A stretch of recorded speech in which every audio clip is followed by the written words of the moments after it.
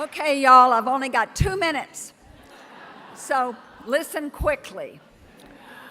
This morning, Allison and I were on a radio show, and this man said, conservation, your mother did that, but that's not very controversial. And I wish I could have sent him the cartoon that had the billboard on it that said, "Impeach Lady Bird." There've always been people who said, you can't do that. And what you have done, what Allison has done for the last 10 years is saying, yes, you women can do that.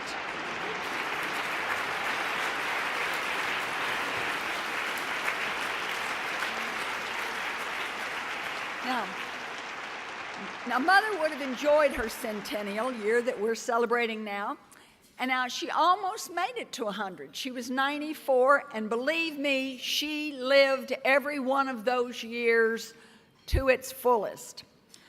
She would have loved all the honors. She would have loved the wonderful postage stamp. She would love the ways we've celebrated it in New York and Texas and all over the country. But one of the things that has happened, I've discovered recently, I know she would have loved. I was reading the Washington paper, and in the local section, I saw this word that said ladybird. And I thought, what? Huh? I don't know what they're talking about. It seems that it was determined that they needed to have a large tunnel drilled under the Potomac and Anacostia River.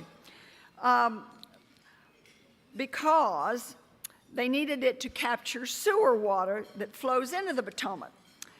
So they made this enormous, enormous machine. It is twice as long as a football field. And the construction workers nicknamed this machine Lady Bird because the construction workers said that Mother was such an environmentalist. Now, that's what gives me heart.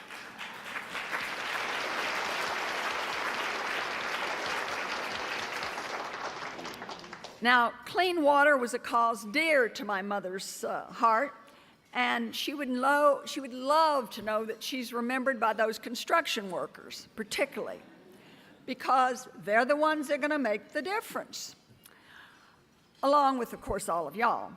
But we want everybody to know that it's their world and they need to take care of it. And nothing would have pleased her more than to have all these women recognized, because she knew that you're all of the people she can depend on to take care of those children that are coming along. Rachel Carson awakened this world to the harm that we were doing to the environment, and Mother just walked through it.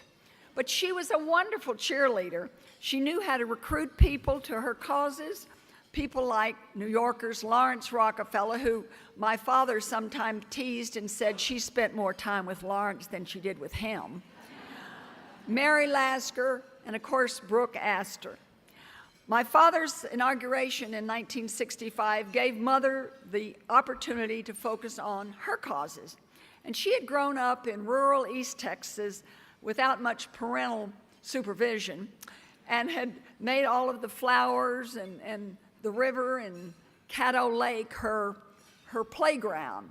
And by the way, my children this year, for their Christmas present to me, took me to Caddo Lake, and we just spent a long weekend there enjoying those 100 and 200-year-old cypress trees with the moss on them. It's wonderful, wonderful to get right down with the alligators. Now, people remember Mother for beautifying the parks and the roadways, and she thought that beautification was kind of a prissy word, but, quote, it symbolized the whole tapestry of the environment: clean air, clean water, free rivers, the preservation of scenic areas, end quote. Most of the environmental legislation passed during my father's administration was due to my mother's influence. Just a few of those are Highway Beautification Act, the Water Quality Act, the Clean Air Act, the Wilderness Act, the National Wild and Scenic Rivers, the National Trail System, and a whole host of new national parks and national monuments that we hope all of you will visit. Today, the Lynda Bird Johnson Wildflower Center carries on my mother's legacy. Now, mind you, at age 70, she decided to start this project. So all of you young people, and I know there's several of you under 70 out there, I am right on the cusp. I don't know how she had the energy to do it. But anyway, she started the Wildflower Center.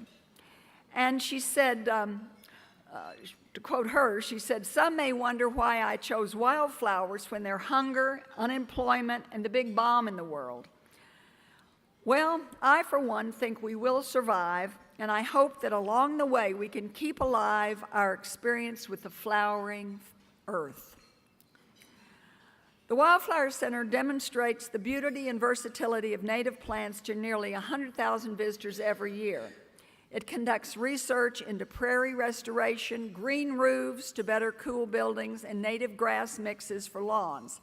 It banks millions of seeds and rescues endangered plants. And the Wildflower Center introduces thousands of children to nature with its school tours, its nature night programs, and the soon-to-be completed family garden.